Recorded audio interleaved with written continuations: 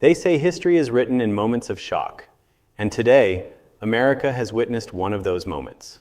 In front of thousands of people, in broad daylight, conservative activist Charlie Kirk was shot dead on the campus of Utah Valley University.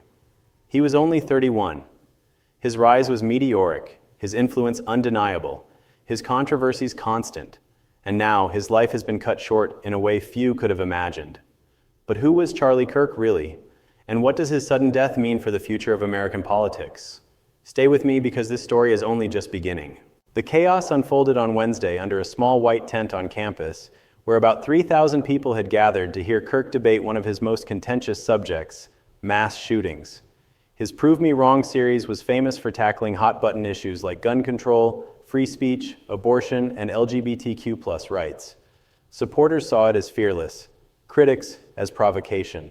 But on this day, what started as another heated exchange suddenly turned into a nightmare. As Kirk was speaking, a single supersonic gunshot rang out. He was struck in the neck, and within seconds, the crowd erupted into panic, students sprinting for safety. Videos spread rapidly on social media, each clip showing fragments of the horror. Yet what they didn't show was who pulled the trigger, or why. Investigators later revealed the shot was fired from a rooftop overlooking the event. Police say it appears to have been a targeted assassination. A high-powered rifle was discovered in a wooded area nearby, with ammunition engraved with politically charged slogans. Audio experts confirmed the bullet was supersonic, consistent with a sniper-style attack. The shooter, described as being in his late 20s, was seen in footage jumping off a roof and fleeing into a nearby neighborhood. The FBI says they have good video footage of the suspect and even released images of a person of interest, but the manhunt has been chaotic. Early reports claimed the subject had been detained, only for the FBI to walk it back hours later. And while the nation holds its breath, the killer remains at large. Or does he? Donald Trump, speaking in an interview with Fox News, has claimed authorities already have the shooter in custody, saying, "With a high degree of certainty, we have him." According to Trump, someone close to the suspect turned him in, reportedly his own father. He went further, saying the father convinced his son to surrender, describing the suspect as 28 or 29 years old. Official agencies, however, have not yet confirmed this. The FBI has instead offered a $100,000 reward for information leading to an arrest. Confusion reigns, and the public is left asking, is the gunman behind bars or still free? What is clear is the devastating impact on those closest to Kirk. His widow, Erica, was seen being comforted by Usha Vance, the wife of Vice President J.D. Vance, as Kirk's coffin was loaded onto Air Force Two and flown to Arizona. The images of Erica in tears, supported by political allies, brought home the human cost of the assassination. Behind the headlines and political implications, a young wife has lost her husband, and a movement has lost its leader. But how did this young man from suburban Illinois become such a central figure in American politics in the first place? Charlie Kirk wasn't born into political power. Raised in the Chicago suburbs, he attended Wheeling High School before briefly enrolling at Baylor University. But he dropped out to chase a bigger dream. At just 18, he founded Turning Point USA, determined to fight what he saw as left-wing dominance in American education. Starting from scratch, handing out flyers and manning tables, Kirk built his group into a powerhouse. Within a decade, Turning Point USA had a presence on more than 3,500 campuses, funded by millions in donations and staffed by an army of young activists. But the real genius of Kirk's strategy wasn't just grassroots organizing. It was turning political confrontation into a form of entertainment. Kirk's Prove Me Wrong debates became internet sensations. His clashes with students over gun rights, climate change, and gender identity went viral, reaching millions online. Supporters saw a warrior for free speech. Detractors saw a provocateur oversimplifying complex issues. But either way, Kirk knew how to stay in the spotlight. His fiery clips weren't just about winning arguments, they were about winning attention. And in the digital age, attention is power. That power soon carried him far beyond campus politics. Kirk became one of Donald Trump's most vocal allies. While older Republicans hesitated, Kirk went all in. He used Turning Point USA to rally young voters, giving Trump access to a demographic Republicans had long struggled to capture. He appeared at rallies, advised on outreach strategies, and became a fixture on conservative media. By 2016, he was already shaping the youth vote. By 2020, he was one of the leading figures connecting Trump's base to America's colleges.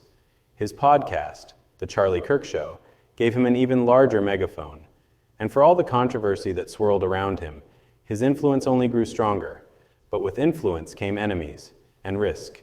Kirk's critics accused him of spreading misinformation, stoking division, and inflaming America's already toxic political climate.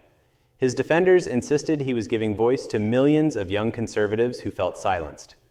He thrived on controversy, often seeking it out, knowing each clash would build his profile. But while his supporters rallied, his detractors fumed, and that divide made him not just a figure of influence, but also a target. Was his killing the result of political hatred? Was it personal, or something darker? Authorities haven't said, but the details trickling out are chilling.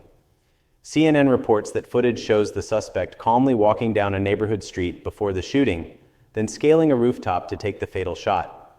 Sources say the recovered rifle and ammunition were scrawled with political slogans tied to both anti-fascist and gender identity ideologies, adding yet another layer of mystery.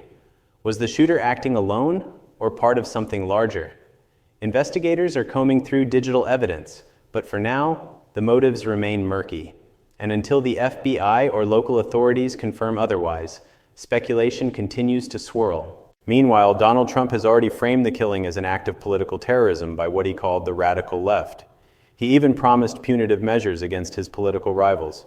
But in the same breath, he urged his supporters to remain nonviolent, a sign of just how volatile this moment has become. Supporters are grieving, critics are reflecting, and America is left wondering, what does Charlie Kirk's death mean for the future of conservatism and the already fractured landscape of American politics? Turning Point USA now faces its greatest test.